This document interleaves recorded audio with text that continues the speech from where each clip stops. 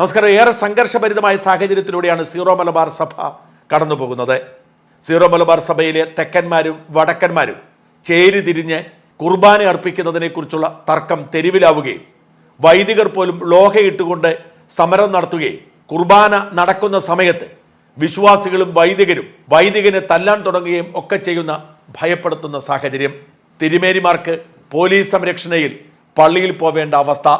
സഭയുടെ ആസ്ഥാനത്തെ കത്തീഡ്രൽ പള്ളി അടച്ചിടേണ്ട സാഹചര്യം. ഈ സാഹചര്യത്തിന് പരിഹാരമുണ്ടാക്കാൻ സാക്ഷാൽ പോപ്പ് ശ്രമിച്ചിട്ടും നടക്കാതെ പോയി. ആ സാഹചര്യത്തിലാണ് ഈ വിവാദത്തിലെ പ്രധാന കഥാപാത്രം കൂടിയായ മാർ ജോർജ് ആലഞ്ചേരി സ്വയം രാജിവെച്ചൊഴിഞ്ഞത്. തുടർന്ന് ഏറെ വൈകാതെ പുതിയ സഭാതലവനെ തെരഞ്ഞെടുത്തിരിക്കുന്നു. തൃശ്ശൂർ രൂപതക്കാരനായ മാർ റാഫേൽ തട്ടിലാണ് പുതിയ മേജർ ആർച്ച് ബിഷപ്പ്. രണ്ടു കൂട്ടർക്കും നേരിയ തൃപ്തിയും അതിനേക്കാൾ കൂടുതൽ അതൃപ്തിയുമുള്ള മുഖം നോക്കാതെ പ്രവർത്തിക്കുന്ന ലളിത ജീവിതക്കാരനായ മാർ റാഫേൽ തട്ടിൽ സഭയിൽ മാറ്റങ്ങൾ കൊണ്ടുവരും എന്ന് തീർച്ചയാണ് എന്ന് അദ്ദേഹത്തിൻ്റെ ഇതുവരെയുള്ള പ്രവൃത്തി സൂചിപ്പിക്കുന്നു. സഭയും സഭാ തലവന്മാരും ആഡംബരത്തിൽ വ്യാപൃതരായി ആചാരങ്ങളിൽ പ്രാധാന്യം കൊടുത്ത് പാവങ്ങളെ അവഗണിക്കുന്ന വർത്തമാനകാല അവസ്ഥയ്ക്കെതിരെ നിലപാടെടുത്തുകൊണ്ട് മാർ തട്ടിൽ രംഗത്ത് വന്നിരിക്കുന്നു. അദ്ദേഹം അധികാരമേറ്റ ശേഷം നടത്തിയ എല്ലാ പ്രസംഗങ്ങളും പാവപ്പെട്ടവരെ ചേർത്ത് പിടിക്കുന്ന ആഡംബരത്തെ തള്ളിപ്പറയുന്നതായി മാറുന്നു. ഒരു പ്രസംഗം ഇങ്ങനെയാണ്: മേജർ ആർച്ച് ബിഷപ്പ് എന്ന നിലയ്ക്ക് എൻ്റെ ഏറ്റവും മുന്തിയ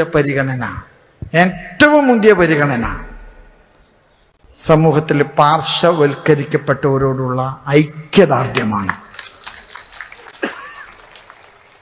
ഞാനത് പരസ്യമായിട്ട് അറിയിക്കുകയാണ്. വലിയ വലിയ പള്ളികളൊക്കെ പണിയുന്നു. നീ ഒരിക്കലും തൃശ്ശൂർ രൂപതയിൽ ഒരു പള്ളി പെയിന്റ് അടിക്കാൻ കയറിയിട്ട് ഒരു മനുഷ്യൻ അത് വന്ന് കുത്തി വീണപ്പോൾ അന്നത്തെ SP എന്നോട് ചോദിച്ചൊരു ചോദ്യമുണ്ട്: എൻ്റെ ഫാദറെ, നിങ്ങൾ ഈ തമിഴനെ മാത്രമാണല്ലോ മുകളിൽ കയറ്റിയത്, ഇവിടെ എത്ര മലയാളികളുണ്ട്, ഒറ്റ ആളെ നിങ്ങൾ കയറ്റിയില്ല, ഇവനെ മാത്രമാണല്ലോ നിങ്ങൾ കയറ്റിയത്.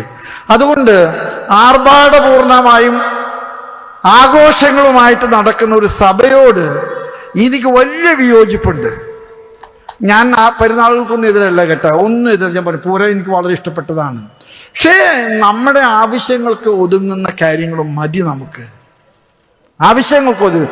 അതുകൊണ്ട് തന്നെ ഞാൻ എൻ്റെ പോളിസി സഭയുടെ നേതൃത്വത്തിലേക്ക് എനിക്ക് കൊടുക്കാനുള്ള എൻ്റെ കാഴ്ചപ്പാട്, മേജർ ആർച്ച് ബിഷപ്പ് എന്ന നിലയ്ക്ക് എൻ്റെ തലയിൽ വെച്ചിരിക്കുന്ന കിരീടവും ഞാൻ പിടിക്കുന്ന ചെങ്കോലും എനിക്ക് നൽകിയിരിക്കുന്ന പ്രവാചക ദൗത്യം, സഭ അനാവശ്യമായിട്ട് ആർഭാടങ്ങൾക്ക് ചെലവഴിക്കുന്ന പണം മുഴുവൻ പാവങ്ങളുടെ സമുദ്ധാരണത്തിന് കൊടുക്കാൻ സഭ കടപ്പെട്ടിരിക്കുന്നുവെന്ന് സഭ ഓർമ്മപ്പെടുത്താൻ ഞാൻ ആഗ്രഹിക്കുന്നു. സഭയിലെ പാവപ്പെട്ടവർ അവഗണിക്കപ്പെടുന്ന ഒരു സാഹചര്യമാണുള്ളത്. അതേസമയം എത്ര കാശ് മുടക്കിയും ആഡംബര പള്ളികൾ പണിയുക. കേരളത്തിൽ അങ്ങോളം ഇങ്ങോളം കോടിക്കണക്കിന് രൂപ മുടക്കിയുള്ള പള്ളികൾ പണിതുകൊണ്ടിരിക്കുന്നു. എത്ര കോടി കൂടുതൽ മുടക്കുന്നു എന്നാണ് സഭകൾ പലപ്പോഴും ആലോചിക്കുന്നത് പോലും. ലക്ഷക്കണക്കിന് രൂപ മുടക്കി പെരുന്നാളുകൾ നടത്തേണ്ടതുണ്ടോ എന്ന ചോദ്യം പലരും ഉന്നയിക്കാറുണ്ട്. അതേ ചോദ്യമാണ് മാർ റാഫേൽ ഇപ്പോൾ ചോദിച്ചിരിക്കുന്നത്. സഭയുടെ തലവൻ എന്ന നിലയിൽ പാവങ്ങളെ ചേർത്ത് പിടിക്കുക, ആഡംബരം ഒഴിവാക്കുക എന്നതാണ് തൻ്റെ പ്രഥമ ലക്ഷ്യം എന്ന് മാർ റാഫേൽ തട്ടിൽ പറയുമ്പോൾ വിശ്വാസികൾക്ക് പ്രതീക്ഷയുണ്ടാവുന്നു. പോപ്പ് ഫ്രാൻസിസും ഇത് തന്നെയാണ് ചെയ്തത്. മാർപ്പാപ്പയുടെ കൊട്ടാരം ഉപേക്ഷിച്ച് സാധാരണക്കാർക്കിടയിൽ ജീവിച്ച് മാതൃക കാട്ടിയ പോപ്പ് ഫ്രാൻസിസിന്റെ യഥാർത്ഥ പിൻഗാമി തന്നെയാണ് മാർ റാഫേൽ തട്ടിൽ എന്നതിന് തെളിവായി മാറുന്നു അദ്ദേഹത്തിന്റെ പ്രഖ്യാപനം. മറ്റു പല പ്രസംഗങ്ങളും ഇങ്ങനെ സോഷ്യൽ മീഡിയയിൽ വൈറലാകുകയും വിശ്വാസ സമൂഹം പ്രതീക്ഷയോടെ നോക്കുകയും ചെയ്യുന്നു. പള്ളിയിലെ അച്ഛന്മാരും മെത്രാന്മാരും ഒക്കെ അവരുടെ ഇടവകയ്ക്ക് 4 മതിൽ കെട്ടി എല്ലാം അവിടെ തന്നെ നിർത്താൻ ശ്രമിക്കുന്നു. മറ്റൊരാൾക്കും ഒന്നും കൊടുക്കാതിരിക്കുന്നു എന്ന പ്രവണതയ്ക്കെതിരെ താനെടുത്ത നിലപാടിന്റെ ഉദാഹരണ സഹിതം അദ്ദേഹം നടത്തിയ ഒരു പ്രസംഗം ഏറെ ശ്രദ്ധേയമാകുന്നുണ്ട്. ഇന്ന് നമ്മുടെ സഭയ്ക്കകത്ത്, സിറോ മലബാർ സഭയ്ക്കകത്ത് കയ്യാല കെട്ടുന്ന ഈ രോഗം വളരെ വർദ്ധിച്ചിരിക്കുക. എന്റെ ഇടവകയിൽ നിന്ന് 10 പൈസ വേറൊരു സ്ഥലത്തേക്ക് പോകാതിരിക്കാൻ എങ്ങനെ കുതന്ത്രം ചെയ്യാൻ സാധിക്കുമോ അത് ചെയ്യുന്നതിലാണ് ഇന്ന് അച്ഛന്മാർ വൈദഗ്ധ്യം കാണിക്കുന്നത്. ഞാനൊരു ദിവസം തൃശ്ശൂരില് സഹായമിത്രാനായിട്ട് ഇരിക്കുന്ന സമയത്ത് എൻ്റെ വരാന്തയിൽ ഒരു വല്യച്ഛൻ, പ്രായം ചെന്നൊരച്ഛൻ, 70 വയസ്സിന് 80 വയസ്സിന് ഇടയ്ക്കുള്ള ഒരു അച്ഛൻ നിൽക്കുന്ന കണ്ടു. എനിക്ക് പരിചയക്കുറവുള്ളത് കൊണ്ട് ഞാൻ സെക്രട്ടറിയോട് പറഞ്ഞു, അച്ഛൻ പ്രായമുള്ള അച്ഛനാണ്, അച്ഛൻ ആദ്യം കടത്തിവിടാൻ പറഞ്ഞു.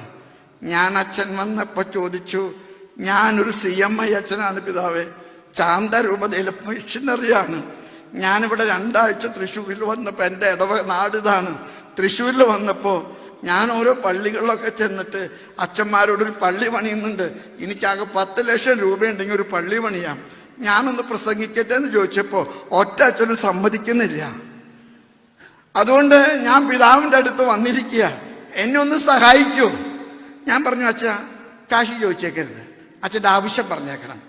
ഞാൻ 10-12 അച്ഛന്മാരെ വിളിച്ചു, നമുക്ക് പരിചയമുള്ളതും അറിവുള്ളതുമായിട്ടുള്ള അച്ഛന്മാരെ വിളിച്ചിട്ട് പറഞ്ഞു, ഈ അച്ഛൻ അവിടെ ഒന്ന് വരും, അച്ഛനൊന്ന് സംസാരിക്കട്ടെ, നിങ്ങൾ കാശൊന്നും പറിക്കണ്ട, നിങ്ങൾ പ്രസംഗം കഴിയുമ്പോൾ പറയണം, അച്ഛൻ 10 ലക്ഷം രൂപയ്ക്ക് ഒരു പള്ളി പണിതുകൊണ്ടിരിക്കുക, നിങ്ങൾ എന്തെങ്കിലും കൊടുക്കാൻ ഉദ്ദേശിക്കുന്നുണ്ടെങ്കിൽ തന്നാലേ ഞാൻ കൊടുത്തേക്കാം.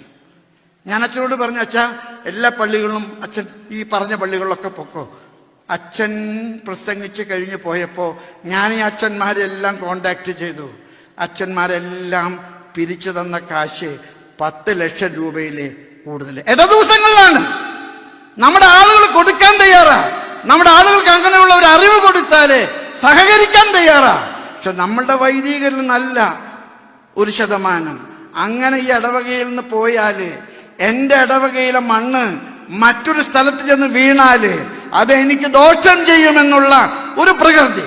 ഇത്തരത്തിൽ സഭയെ കാർന്നു തിന്നുന്ന ആഡംബര ഭ്രമത്തിനെതിരെ, സ്വാർത്ഥതയ്ക്കെതിരെ എല്ലാവരെയും ഒരുപോലെ കാണുക, പാവപ്പെട്ടവർക്ക് മുൻഗണന കൊടുക്കുക, വൃദ്ധർക്കും ദരിദ്രർക്കും പ്രാധാന്യം കൊടുക്കുക എന്ന നയത്തോടെ മാർ റാഫേൽ മുമ്പോട്ട് പോകുമ്പോൾ എങ്ങും പ്രതീക്ഷയുടെ പൊൻവെളിച്ചമാണ്. ഇങ്ങനെ എല്ലാവരെയും ചേർത്തു നിർത്തുന്ന ഒരു സഭാ തലവന് തീർച്ചയായും സീറോ മലബാർ സഭയിലെ തർക്കങ്ങളും പരിഹരിക്കാൻ കഴിഞ്ഞെന്ന് വരാം. ആഡംബരം ഉപേക്ഷിക്കാൻ ശക്തമായ നടപടികൾ എടുക്കേണ്ടിയിരിക്കുന്നു. സഭയിലെ സന്യസ്തർക്കും വൈദികർക്കുമെതിരെ ലൈംഗികാരോപണം ഉണ്ടായാൽ അതിനെക്കുറിച്ച് അന്വേഷിക്കാൻ ഒരു പ്രോട്ടോകോൾ കൊണ്ടുവരേണ്ടിയിരിക്കുന്നു. സഭ ഏറ്റവും അധികം നാണം കെടുന്നത് ലൈംഗികാരോപണ കേസുകളിലാണ്. പലപ്പോഴും ഇത്തരം പരാതികൾ ഒതുക്കി തീർക്കുന്നത് കൊണ്ടാണ് വഷളാവുന്നത്.